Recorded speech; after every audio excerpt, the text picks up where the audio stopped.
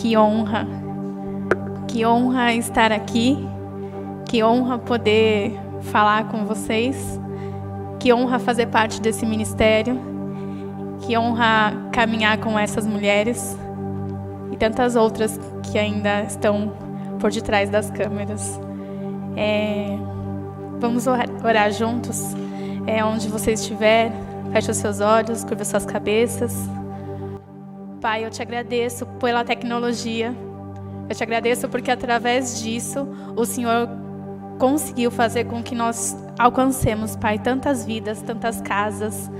Obrigada, Pai, porque o Senhor está permitindo, Pai, que o nosso coração seja cada vez mais moldado, cada vez mais trabalhado pelo Senhor. Nós damos total liberdade ao Espírito Santo para que o Senhor haja em nós, através de todas essas palavras que foram faladas, e continua falando através de mim. Que não seja eu falando, mas que seja o Senhor conduzindo. Em nome de Jesus. Amém? Eu queria convidar vocês hoje para a gente falar sobre a importância de ressignificarmos. Mas, Vânia, o que significa ressignificar? Ressignificar é nós darmos um novo sentido, uma nova conotação, um novo olhar sobre algo que aconteceu na nossa vida e não foi tão legal. Algo que nos trouxe alguma emoção que nos causou raiva, dor ou medo. Ressignificar significa escolher dar um sentido diferente para tudo aquilo que nós estamos guardando dentro de nós. E ainda falando sobre as emoções, né? As emoções que nós guardamos, de medo, de raiva. Eu queria te convidar a olhar para as emoções e a entender das emoções que elas não são boas e elas não são ruins. As emoções, elas dependem de como nós vamos olhar para elas. E vou dar um exemplo para vocês. Chamar um exemplo prático para vocês. Por exemplo, se você tem medo, quando você sobe num prédio de 30 andares e você está lá no 30º andar, é natural e é bom que você tenha medo. Porque uma criança, por exemplo, de 1 ano, se ela estiver lá na janela, ela não vai ter medo. Então é natural que nós tenhamos medo. Mas o medo em excesso, ele nos paralisa. Então, eu queria trazer isso para a gente pensar que a emoção, ela pode ser boa ou ela pode ser ruim, dependendo de como nós lidamos com ela. A tristeza. Sem a tristeza, nós não daríamos valor à alegria, não daríamos não valorizaríamos momentos alegres. O maior número de suicídio, ele dá em países super desenvolvidos, onde as pessoas geralmente são mais felizes. É o maior número de suicídios. Então, nem sempre a alegria ela vai ser valorizada se nós não passarmos por momentos de tristeza.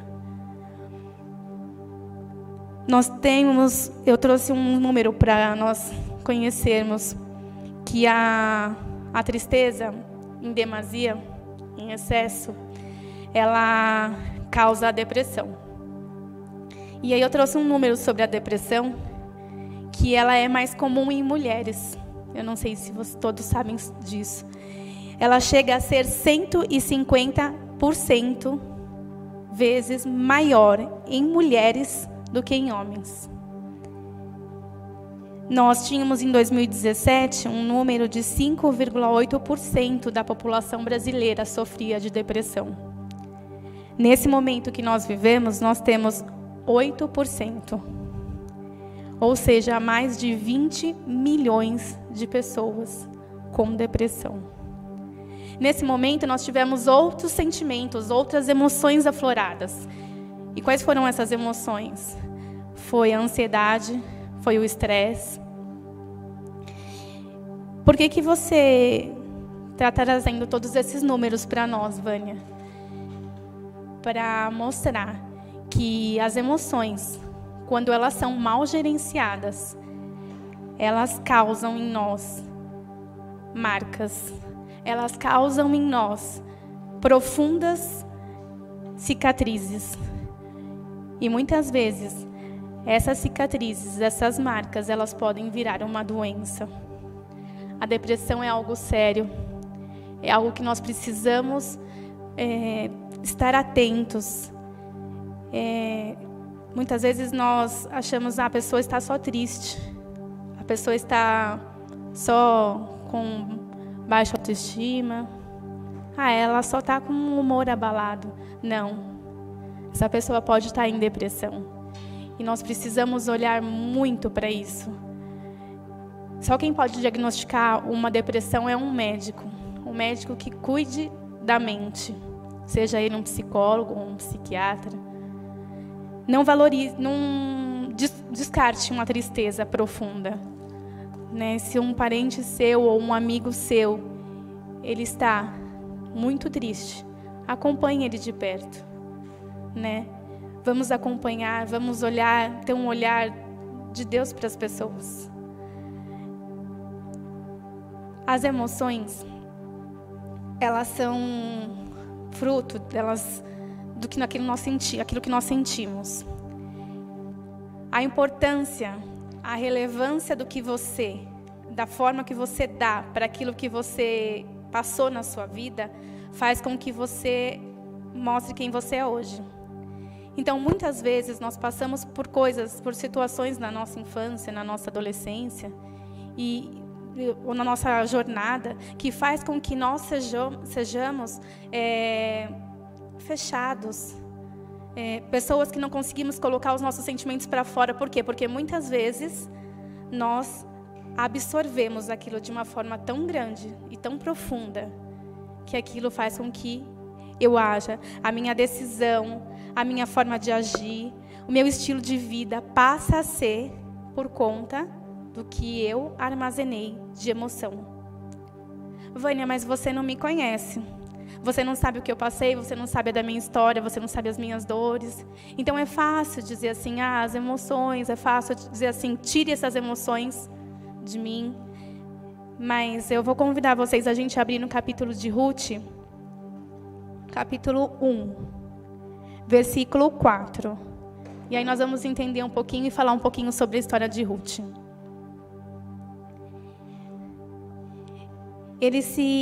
A Ruth era a nora de Noemi. A Noemi foi com o marido dela e com os filhos para a cidade de Belém, fugindo de uma época de fome na terra onde eles viviam. E aí, lá no capítulo 4, ele diz assim: eles se casaram com as mulheres moabitas, uma chamada Orfa e outra Ruth. Depois de terem morado lá por quase 10 anos, morreram também Malom, Equilom e Noemi. Ficou sozinha, sem os seus filhos e sem o seu marido. Quando Noemi soube em Moabe que o Senhor viera em auxílio do seu povo, dando-lhe alimento, decidiu voltar com as suas 2 noras para a sua terra. Assim, ela, com as suas 2 noras, partiu do lugar onde tinha morado. Enquanto voltavam para a terra de Judá, disse-lhes Noemi: vão, retornem para a casa de suas mães, que o Senhor seja leal com vocês, como vocês foram leais com os falecidos e comigo.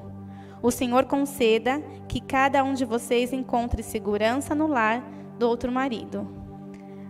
Aí então ele despediu beijos, deu beijos de despedida, mas começaram a chorar alto e lhe disseram: não, voltaremos com você para junto de seu povo. Disse, porém, Noemi: votem, minhas filhas, porque viriam comigo. Então ela estava mostrando assim, ela queria que as noras dela tomassem um rumo de voltar para as famílias delas, para o povo delas, para os deuses delas, para as crenças delas, porque ali ela não poderia, ela já tinha uma certa idade, e não daria mais filhos para que as noras delas casassem. E aí, Ruth, ela, no meio, né, dessa conversa, ela decide ficar com Noemi. Aqui eu chamo a atenção de vocês para o que Deus me mostrou também através dessa palavra, aqui nessa parte, que ela decidiu, ela tomou uma decisão. Ela tinha uma dor. Ela ficou viúva, ela tinha perdido seu marido. Mas ela encontrou numa amizade uma forma de seguir em frente. Ela decidiu não ficar apegada àquela dor. Muitas vezes, nós nos agarramos a um sofrimento, a uma dor que nós passamos, e nós não abrimos mão dela. E aí essa dor, ela fica corroendo. Ela fica corroendo o nosso pensamento, ela fica corroendo o nosso coração, e nós não conseguimos lidar com essa dor. Ruth não, Ruth ali, ela decidiu, ela falou, Noemi, tem na passagem que ela fala, não insistas, eu não vou te deixar, na parte 1 ainda. Ela diz assim, eu não vou te deixar, eu vou seguir com você onde você for.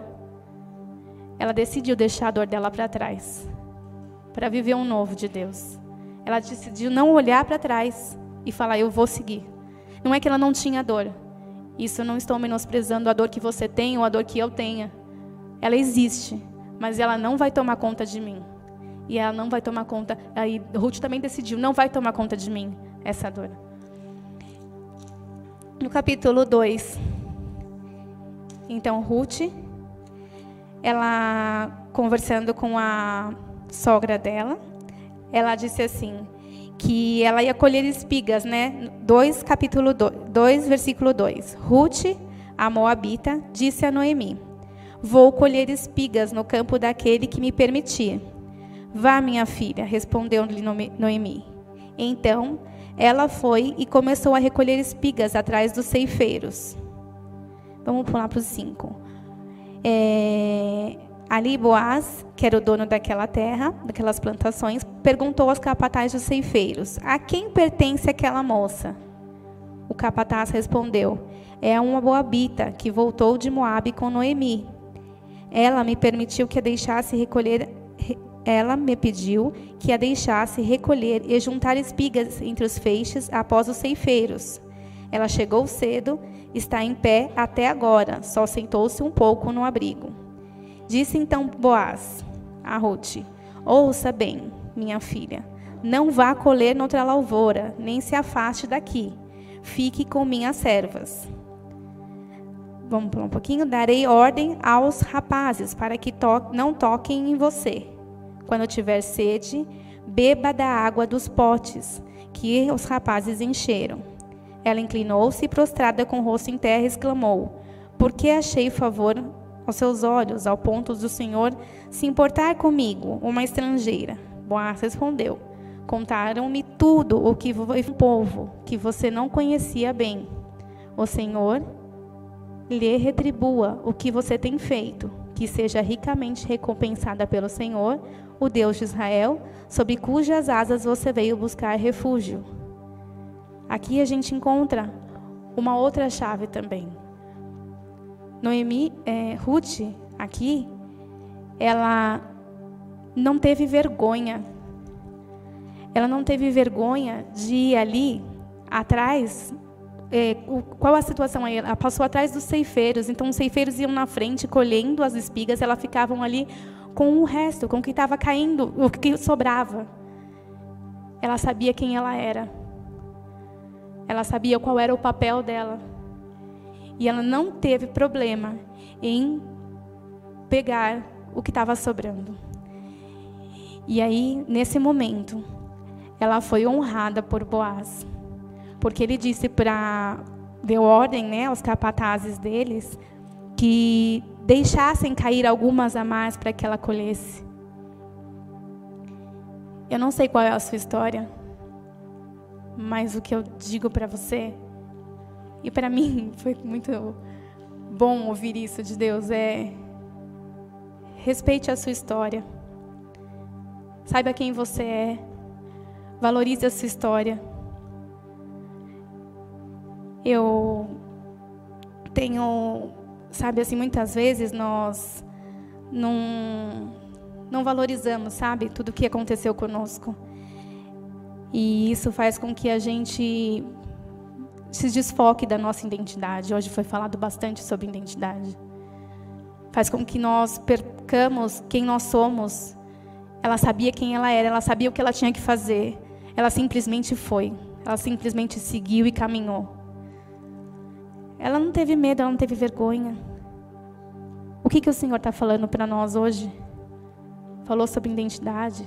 Falou para que nós possamos não nos prender aos padrões, não nos prender àquilo que as pessoas estão dizendo que nós temos que fazer. Não, é o Senhor que está fazendo. No capítulo 3. Vamos lá.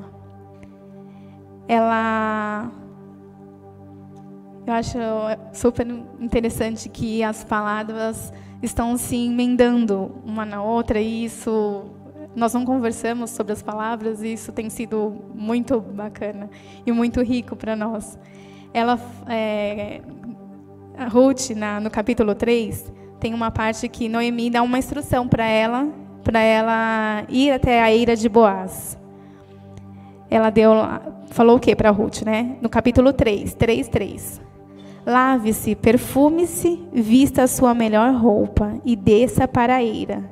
Mas não deixe que ele perceba você até que tenha comido e bebido quando ele for dormir. Note bem o lugar que ele se deitar. Então vá, descubra os pés dele e deite-se. E ele lhe dirá o que fazer. Respondeu Ruth: farei tudo o que está me dizendo. Então ele desceu para a eira e fez tudo o que a sua sogra lhe tinha recomendado. Quando Boaz terminou de comer e beber, ficou alegre e foi deitar-se perto de um monte de grãos. Ruth aproximou-se sem ser notada, descobriu os pés dele e deitou-se. No meio da noite, o homem acordou de repente, e ele se virou e assustou-se ao ver uma mulher deitada aos seus pés. Quem é você? Perguntou ele. Sou sua serva Ruth, disse ela. Estenda a sua capa sobre a sua serva, pois o Senhor é resgatador. Boaz lhe respondeu: o Senhor abençoe minha filha. Este teu gesto de bondade é ainda maior do que o primeiro, pois você poderia ter ido atrás dos mais jovens, ricos ou pobres. Agora, minha filha, não tenha medo. Farei por você tudo o que me pedir. Todos os meus concidadãos sabem que você é uma mulher virtuosa. É verdade que sou seu resgatador. Mas há outro que é parente mais próximo do que eu. Passe a noite aqui, de manhã veremos. Se ele quiser resgatá-la, muito bem, que resgate. Se não quiser, juro pelo nome do Senhor que eu a resgatarei. Deite-se aqui até de manhã. A gente aprende aqui no capítulo 3 que Ruth, ela foi obediente. Quantas vezes nós recebemos instruções dos nossos pastores, dos nossos líderes, ou mesmo dos nossos irmãos, um conselho, e quantas vezes nós não seguimos eles? Até quando? Até quando nós vamos receber palavras, nós vamos lutar contra nós mesmos, nossos pensamentos, nossas emoções, até quando nós vamos deixar as emoções tomarem conta de quem nós somos e o que nós falamos? Ruth, ela foi obediente a Noemi. Noemi deu uma instrução para ela e ela foi obediente. Imagina que se Ruth ela tivesse questionado, ou se ela tivesse feito diferente daquilo que ela foi instruída. Eu não sei o que acontece com vocês, mas comigo, toda vez que eu recebo uma instrução, seja dos meus pastores, dos meus irmãos, dos meus amigos, em Cristo, né? Nós muitas vezes recebemos conselhos que não são tão legais, mas muitas vezes, quando eu recebo instruções e eu faço algo diferente, isso me causa muito mais dor. Isso me causa muito mais, sabe? O processo demora muito mais para passar do que se eu simplesmente dissesse sim, amém, eu vou seguir. Então, é uma chave aqui, que nós entendemos desde a primeira palavra, essa palavra vem sendo dita, obediência. A obediência, ela diminui o processo. A obediência diminui a dor. E aí, Boaz, ele tinha que conversar, né, com o outro parente, né, porque naquela época, antigamente, acontecia assim, quem morria tinha o direito de herdar as terras e as mulheres daquela família, para continuar a descendência. E aí, no 4, o Boaz ele foi fazer uma reunião com todos os...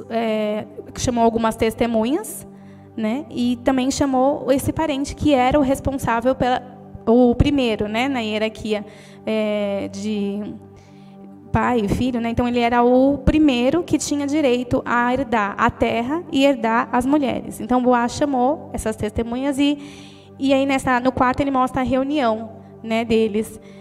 E aí Deus me falou muito forte aqui neste capítulo que nós precisamos, primeiro no capítulo 3, nós precisamos ir para o terreno, para o lugar do nosso dono.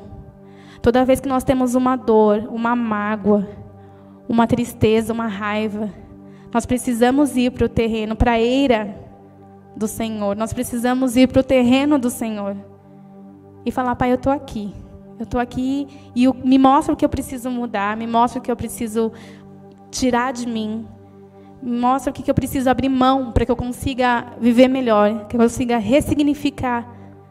O que eu preciso ressignificar na minha vida?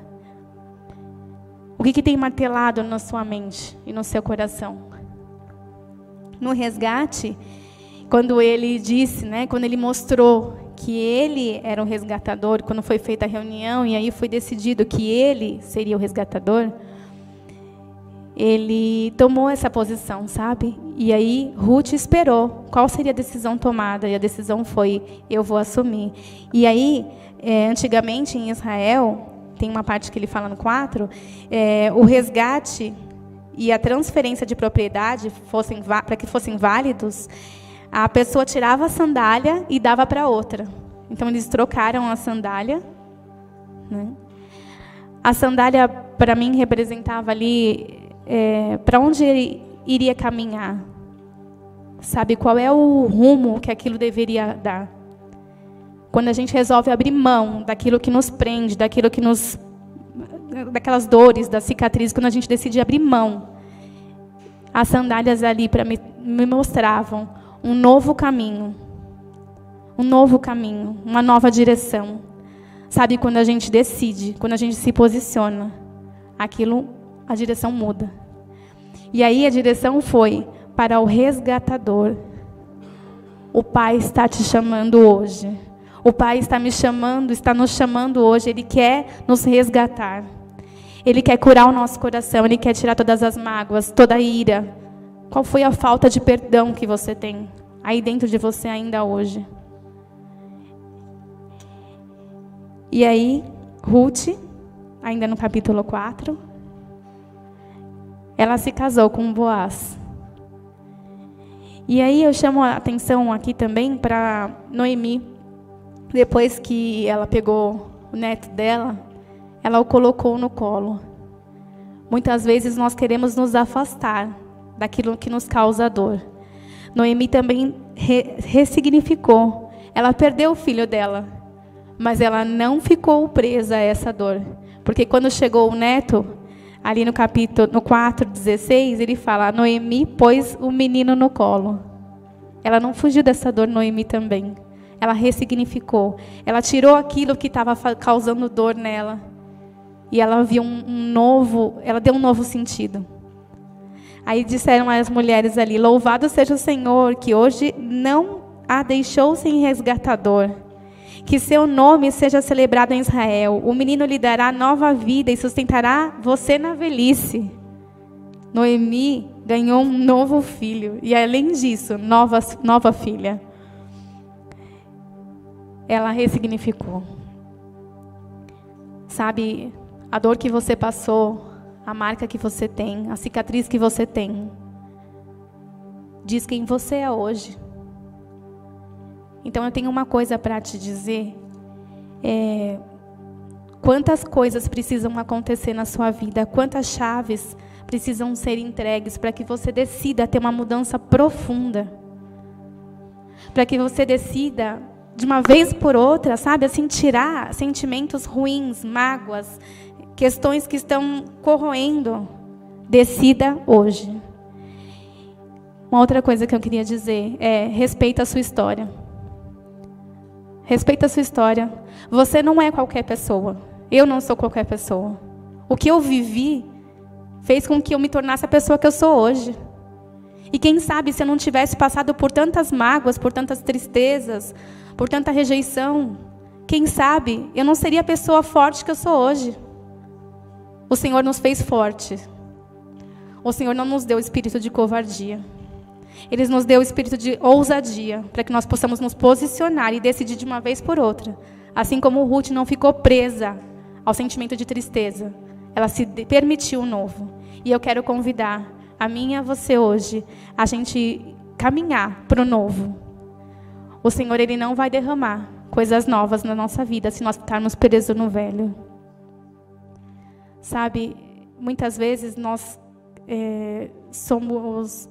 Por que o nosso reflexo da nossa história é o que nós somos hoje? Muitas vezes, quando nós chegamos num lugar, nós olhamos para o lugar e muitas pessoas entram no mesmo lugar. E uma pessoa fala assim: nossa, que lugar bonito, que gostoso. E aí muitas pessoas entram no mesmo lugar e dizem: nossa, que bagunça, que sujo, nossa, que isso. Por que isso acontece? Sabe por que isso acontece? Porque é o que nós carregamos até hoje. O que nós permitimos morar dentro de nós, no nosso coração ou no nosso pensamento, faz com que a gente se torne pessoas que não temos um bom olhar. E aí, eu convido você, às vezes quando a gente se fala, mas você não sabe o que eu passei, eu falar um pouquinho de mim. Eu venho de uma adoção, eu sou filha adotiva, e onde minha mãe trabalhava como empregada doméstica dentro da casa onde eu fui adotada. Eu tinha, através disso, uma raiz de rejeição muito grande e que eu não sabia. Mas eu permiti ao Senhor me mostrar tudo o que estava dentro de mim. Eu tinha questionamentos dentro de mim, por que a minha mãe tinha 5 filhos e somente eu não tinha vivido com ela. E isso fez com que raízes de amargura, raízes de tristeza morassem dentro de mim. Como se não bastasse. Passou um tempo. Eu me casei e o meu primeiro relacionamento também não deu certo. E aí, o que acontece? Eu poderia decidir não me relacionar mais. Eu poderia decidir não me abrir para um novo relacionamento. E, ao contrário disso, eu casei de novo. E eu sou muito feliz no meu casamento. É lógico, nós não temos uma família perfeita, mas eu tenho a minha família. E isso basta. Eu não me prendi às raízes de amargura, às raízes de tristeza, de rejeição, embora elas fossem muito grandes na minha vida. E é difícil. É muito difícil você reconhecer as raízes e deixar ser trabalhada. Mas o Pai, aquele que te ama, me ama também. Aquele que consome tudo o que não serve, não presta dentro de nós, do nosso coração, da nossa mente. Ele preparou esse momento para que nós possamos abrir mão de todos esses sentimentos. Eu convido você agora a fechar os seus olhos, aonde você estiver. Eu convido você a acessar quem você foi na sua infância.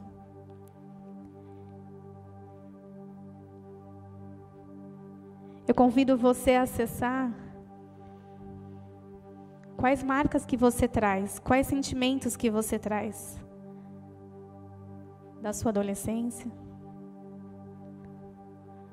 Quais são as emoções que moram aí dentro do seu coração e da sua mente. Deixa esse filme passar.